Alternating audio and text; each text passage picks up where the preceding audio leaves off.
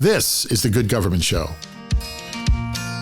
We're a nonpartisan, nonprofit organization focused on better government and stronger democracy.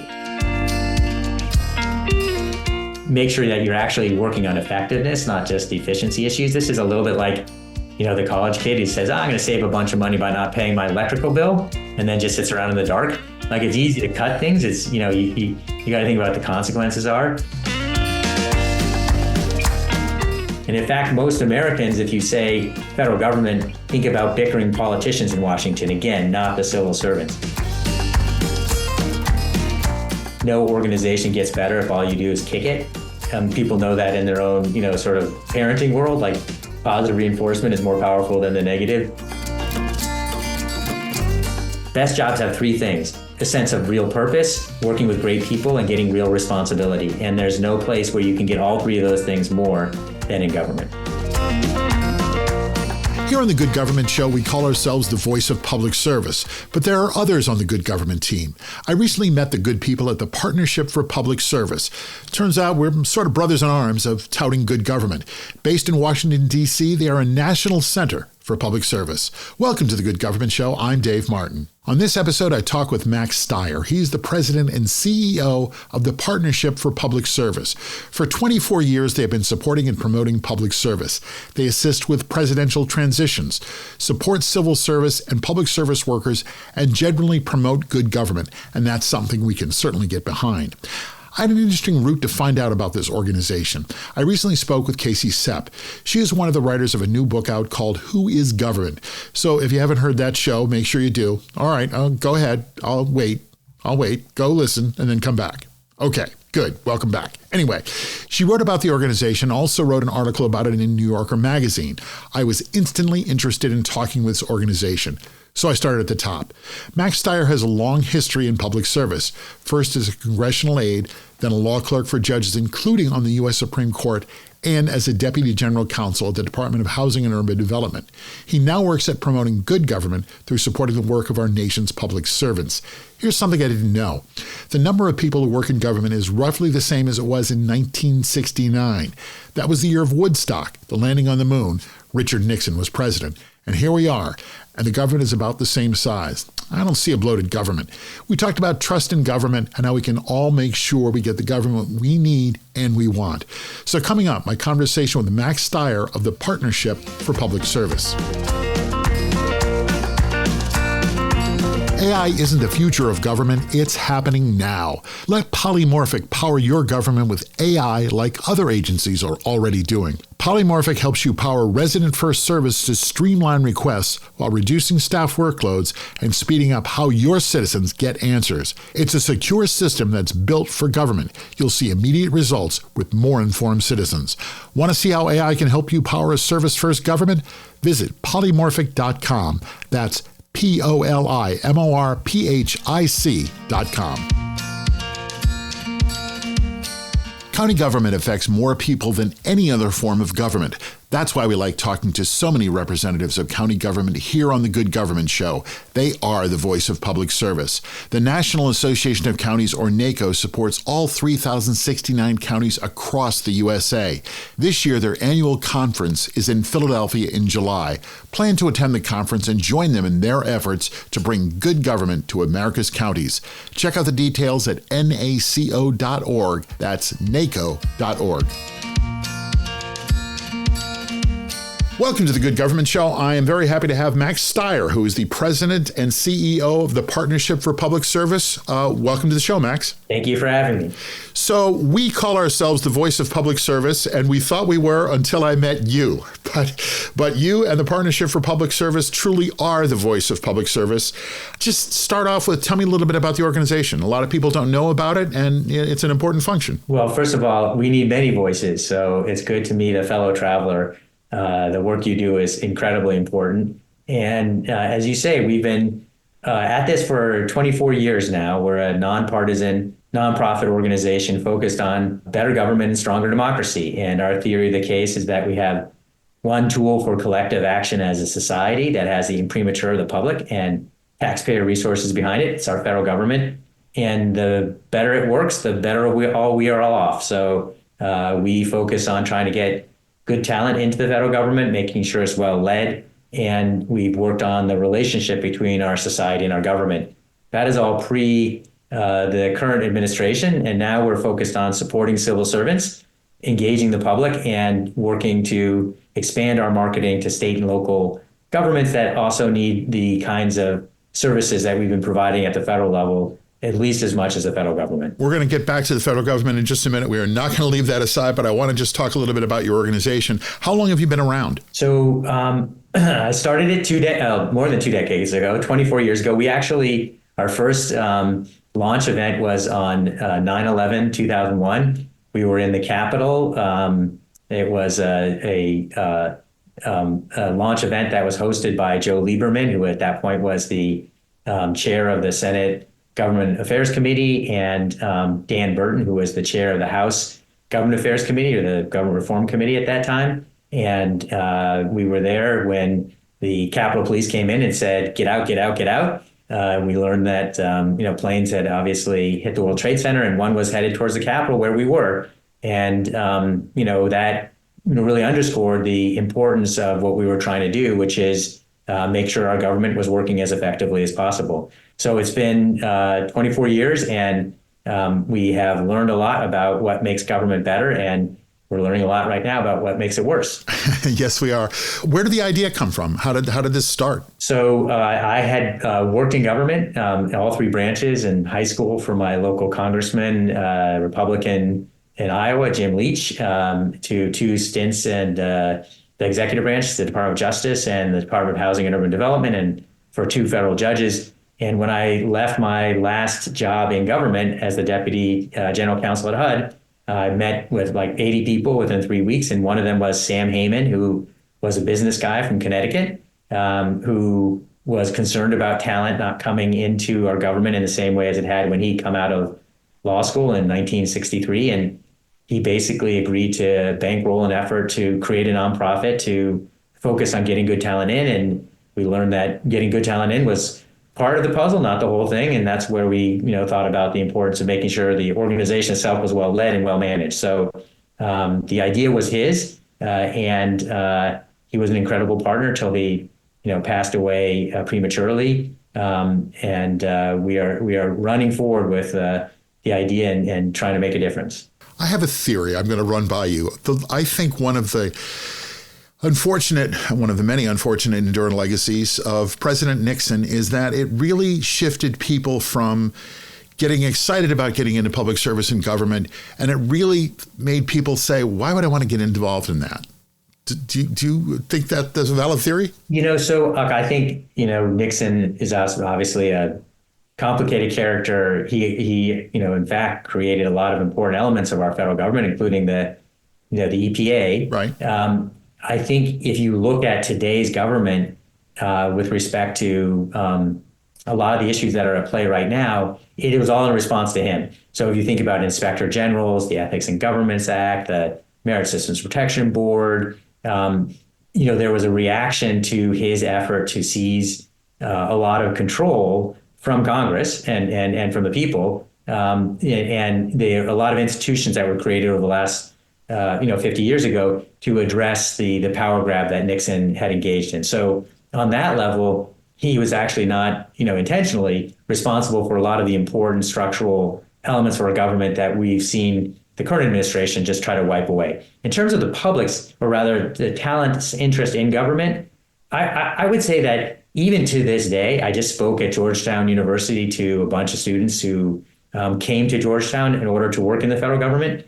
There still is significant interest in public service and in government service. I don't think Nixon turned that off. I do think that politicians of the day, Republicans and Democrats, tend to run against government in ways that are counterproductive to what their real responsibilities should actually be. I think the bigger challenge is less the interest in going into government than our government being well led so that our government is actually seeking out that best talent, and especially that young talent. The things that are happening today are plainly going to damage the brand of working in government. They're damaging the people that are there today. But I think the underlying value proposition, the purpose, which I think is so fundamental to so many, is so powerful. There's no bigger, more important stage to to serve the public than in our federal government, that I think we can come back from it so long as we actually have leaders who understand the importance of a government that is there for the public rather than their own private interests, and a government that needs best-in-class expert talent and nonpartisan talent. So I don't think so. My theory doesn't completely hold up. No, I don't think so.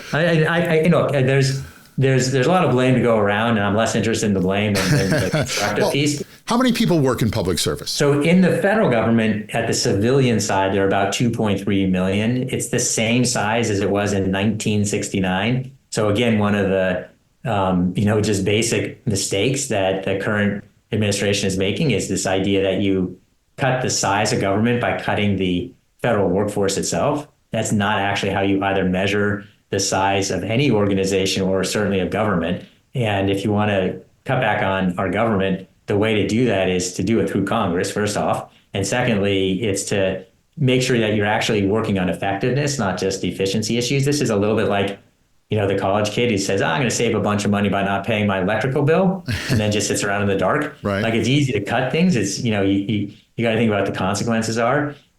So as I said, 2.3 million that are, in the civilian workforce. If you look at across the board, it's about 16 million people if you count, state, local, and federal government. And that, that's the teachers, the police officers, the firefighters, and everybody. 16.5 million. Do you have any idea what that represents in terms of the population, the employment population segment? I mean, is that... It's small. Like, okay. So I think, like, if you look at the federal workforce, you're barely over 1% of the overall labor force, I think. And as I said, in absolute terms, that number hasn't grown since 1969. And in relative terms, it's obviously diminished as a proportion of the workforce. It's not that large.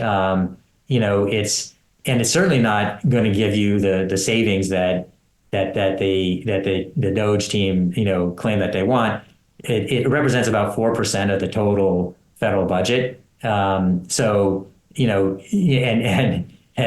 more extraordinary things that they did is, upend the IRS. So you're going to lose $500 billion in tax collection, right, because of what they've done to the IRS, which is, basically twice over what the entire federal workforce is costing the American taxpayer. So, this is clearly a creation of waste, not addressing waste. So, we've been on for 4 years. We've had over 100 shows. I've talked to probably over 200 people in public service. I've heard some incredible stories. What do you find draws people to public service? Why do they go into this? Yeah, it goes back to this question of purpose. I think most people are fundamentally motivated by wanting to make the world a better place, wanting to feel like they have led a good life. And you have that in your workplace when you feel like what you're doing is making a difference for others. I think this notion of service to others is incredibly powerful. It's certainly, what you see for those that are in uniform service, that are in the military. It's worth noting that a third of the civilian workforce is actually former military. There's a reason for that. It's the same thing, really. It's that service piece that is drawing people. If you're a federal prosecutor and you stand up and saying, I'm representing the United States, that's a powerful, sense of pride that draws from people. So what we've seen, though, is that, you have this profound sense of purpose, but by and large, the leadership has fallen down on the job. And we know this because one of the other programs we run is called the Best Places to Work Rankings. We got a law passed that requires every agency to conduct an annual employee survey. And employees speak to purpose no matter where they are across the entire government. And they also, relative to the private sector, have higher sense of purpose and lower sense of the leaders that are actually in charge of the organization. So you put better leaders together with that purpose, and you would see incredible performance, way better even than we have today. There was a lot of talk by one party and one person in particular about a deep state. Is there a deep state, and could there even be a deep state if you wanted to have one? Well, not yet, but I think that the current administration is intending and on track to actually create one. And this is such an important proposition. Just to think a little bit about the U.S. history, we had this before, and this was in the 19th century, where the spoil system was in place. And what that meant is whoever won the presidency was able to put their loyalists and partisan into federal jobs. And there are all these amazing stories about presidents being chased by job seekers in the White House One of them shot a president. I'm sorry? And one of them shot a president. There you go. So that was really the end of it. It was, President Garfield in 1881, where that disgruntled job seeker shot Garfield, killed him. And the vice president at the time, who had been part of this system, said, this is not a good system. My favorite president, Chester Arthur, yes. Yes, you got it. Exactly right. And the Pendleton Act was passed 2 years later, and it set us on a course for professionalizing the civil service, making it nonpartisan and expert-based. And for 140 years, we've had Republican and Democratic presidents, supporting the idea that that's how we provide better service to the American people. So the current administration is an outlier. It's taking us back to that 19th century model that was failed then and is actually worse today because we have a more dangerous, more complex world.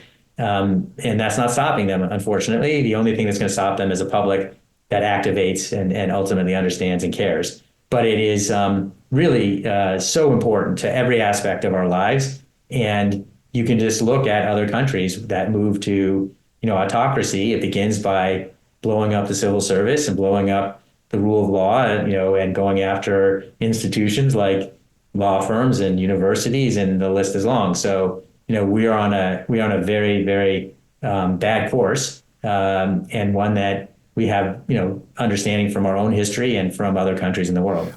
You have a survey I read on your website you did in 2024.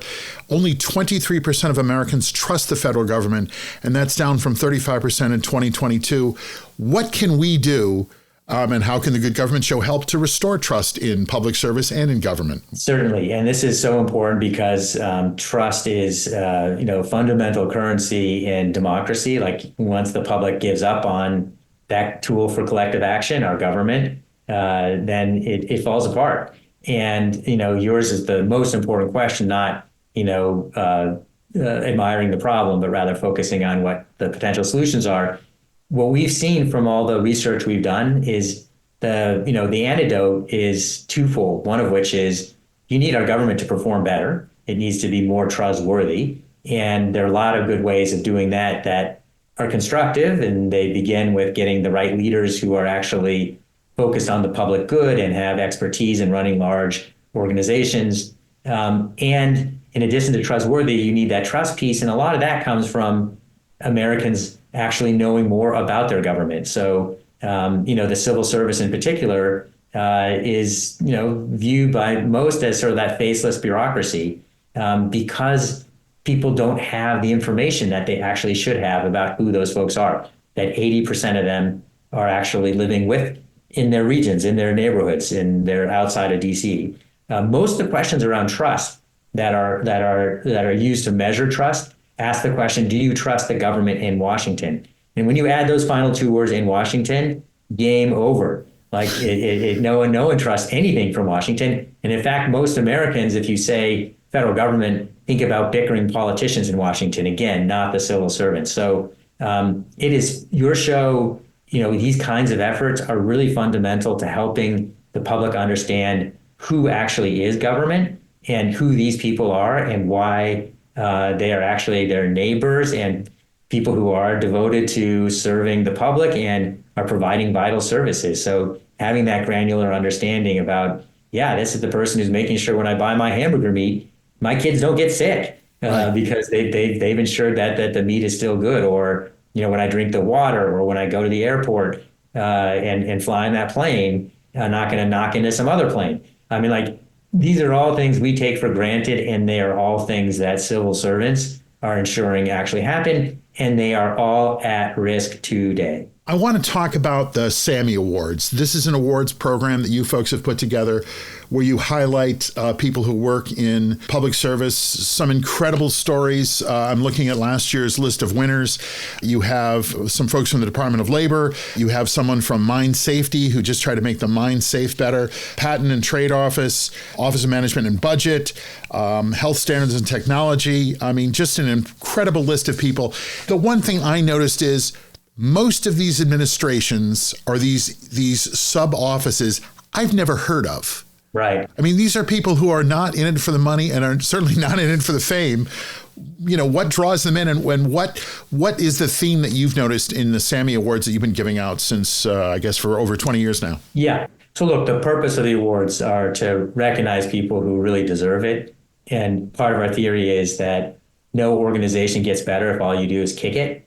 People know that in their own, sort of parenting world, like positive reinforcement is more powerful than the negative. And so these have really become the Oscars of government service. You mentioned the agencies, but just think about the things that they've accomplished, like the gentleman from the mine, safety office, where there were 50,000 Americans who have died in coal mine roof collapses. And I think it's the most significant workplace, cause of death. And this guy spent his career figuring out, how do you stop those coal mines from collapsing? And, he himself had worked in a coal mine, and he, figured out an awful lot of it, such that we went for a period of like 8 or plus years recently where no one died.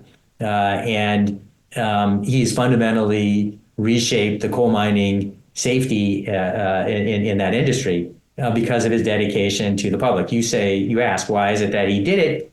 He did it because he, that sense of purpose, it's the life well led. That he knows that there are probably thousands of people who are alive today and will be alive in the future because of the dedication he had to the public good.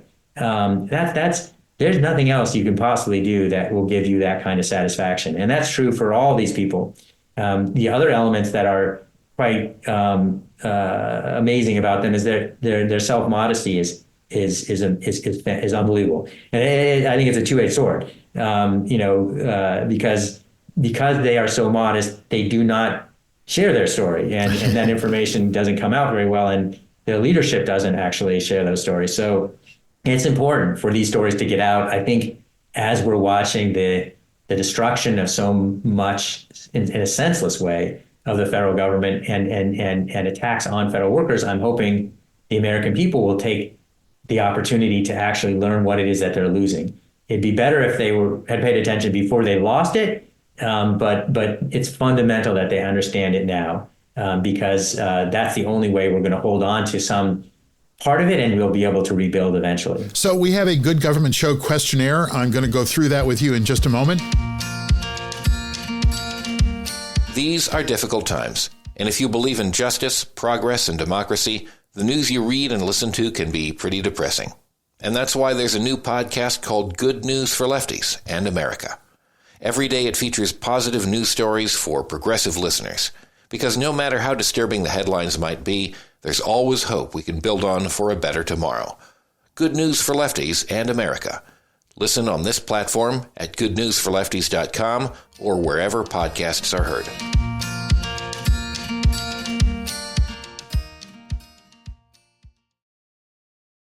We have a Good Government Show questionnaire. I'm going to amend it a little bit because you're not an elected leader, but you certainly have worked in government. Define good government. What is it? What does it look like? Good government is government that meets the public's need, that in an effective fashion. As I said earlier, government's about solving big problems for our society, and good government is one that delivers results for people here in this country. What should people do if they don't like what they see in government, and if they don't like what government is doing in their town, in their neighborhood, in their state? So they need to speak up. And my advice would be, don't just flag the problem, try to provide some ideas about what the solution might be. And part of finding the solution would be to find some place where it's better. Like, I think bright spotting is a great way to make everything better. Sorry, say that again. Bright spotting. So find the good thing. Yep. And it's one thing that doesn't happen enough in government. Someplace, somewhere is doing whatever you're concerned about in a better way. Helping find that and raising it up is a way of improving it for everybody. What drew you to public service? The ability to make a difference. I think, again, best jobs have three things: a sense of real purpose, working with great people, and getting real responsibility. And there's no place where you can get all three of those things more than in government. Who inspires you? Lots of people inspire me. Thinking about Teddy Roosevelt is one who, really was the father of the modern civil service. Yeah. But there are so many civil servants today especially the ones that are continuing to work in government despite the incredible challenges that they face in doing their jobs. They inspire me in a big way. Are there any stories that you've heard, in the Partnership for Public Service where you just went, oh my God, I had no idea? All the time. So you mentioned the Sammy's stuff. There's a Fraser Lockhart who was responsible for cleaning up a nuclear waste site in Colorado. And he did it, and I'm going to get this wrong in specifics, but right in the general point, but decades earlier than the plans called for and tens of $billions cheaper. Like, it was insane. And now it's a nature preserve. So it's like, or the guy who eradicated polio in India, small things like that. Like the consequences are fantastically large and meaningful. You've been in government and now you're working at the Partnership for Public Service. What would you like people to know about government that they probably don't know?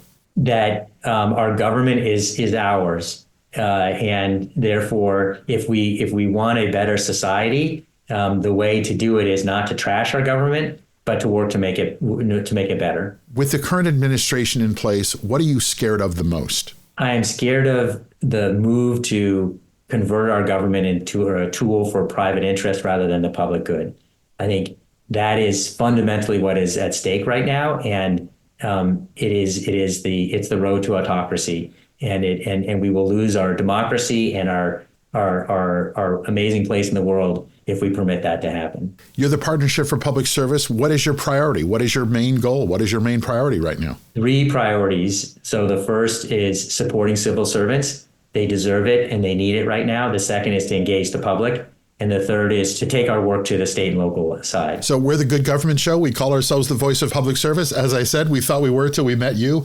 What can we do better? Look, I think that we need many voices, not just one. So thank you for doing what you're doing. I hope that as more Americans pay attention, they'll pay more attention to your show. And so, me too. Keep up what you're doing, and tell the stories of what's happening to the federal government right now. That's really important. Are you optimistic? Give us a reason to be hopeful. I am optimistic. I think first that hopelessness is the enemy of justice. Okay. Max Stier said, so you got to stay hopeful. There's no percentage in not being hopeful. There are 2 things that make me hopeful. The one is that I think this is an opportunity to engage the public. The last time the public really cared about the nature of our government was on the heels of the last spoils system. I think this is a wake-up call we're all going to be getting in a brutal way, and a public engaged and understanding is good for the health of our country. And the second is it's an opportunity not to return us to the status quo, the prior status quo, but to get better, to modernize our government in a smart way. Our government is a legacy organization that has not kept up with the world around it. That's not the fault of the civil servants. It's poor leadership that has led us to where we are. But we all need to actually work to improve our government so it, in fact, is delivering the results that we want in a better way. Do you see leaders out there who are going to be ready to step up? And do you see on the horizon a better path forward? I do see a better path forward. That's kind of easy because the path we're on is so bad. And then secondly, I think there are a lot of leaders out there, and there are a lot of leaders that will emerge. I have two kids, and I'm watching them. They're both in college, and you look at them and you're like, they've got good hearts and committed again to the public. Good. And, I watch their friends and talk to lots of young people. We have insanely amazing, people and young people in our country. And we owe them, that path forward, and they will be part of that path. So yes, I have a lot of hope. Well, that's good. And that sounds like we have good government in the future. Max Stier, the president and CEO of the Partnership for Public Service. It was a pleasure to meet you and talk with you. And I hope this is the start of a long relationship between the Good Government Show and public service. So thank you for that. Thanks for coming on. Okay. Thank you. The Good Government Show is sponsored by Our. That's OUR for our community. Get involved. We hear that all the time from government leaders. Our co-brands with your government's name and logo. Your staff and the people you serve are connected and part of your community. From any device, your members provide reliable data and meaningful feedback. Ask a question like, do we want more parkland or better homeless services? More engaged conversations come through the Our app. Visit Ourco, that's OURCO.com, and book a demonstration. After you get done with this episode, hear more good government stories with our friends at How to Really Run a City. Former mayors Kasim Reed of Atlanta and Michael Nutter of Philadelphia, and their co-host, journalist and author Larry Platt, talk with guests and other mayors about how to really get stuff done in cities around the nation. Check them out where you're listening now or through their nonprofit news site, thephiladelphiacitizen.org/podcasts. When you look at the list of winners of the Partnership for Public Services, their SAMMYs, what you see are people who work in government with one goal, making the lives of the American people better. Here's two winners we didn't get to talk about. Three people from the San Francisco office of the EPA. They directed the cleanup of over 300 people who removed tons of hazardous material following the fires in Maui, Hawaii. Also, two people from a government agency called the National Institute of Standards and Technology, who created the first tornado-resistant building codes. None of these people, they didn't do it for the front page headlines, good because they didn't get any, or for big promotions or raises. They did it because that's what our nation's public servants do. Good work to improve our lives. If Max Stier, the president and CEO of the Partnership for Public Service, is optimistic, I think we can all be optimistic too. But bear in mind his words. Get educated about government and get involved. It's our government. And that, friends and neighbors, is good government. Well, that's our show. Thanks for listening. This is another example of how government works for all of us. Please like us and share us with your friends and review us right here where you're listening.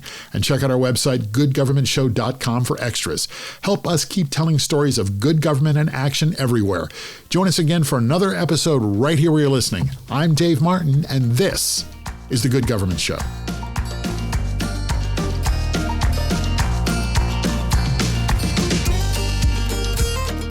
The Good Government Show is a Valley Park production. Jim Ludlow, Dave Martin, that's me, and David Snyder are the executive producers. Our show is edited and produced by Jason Stershic.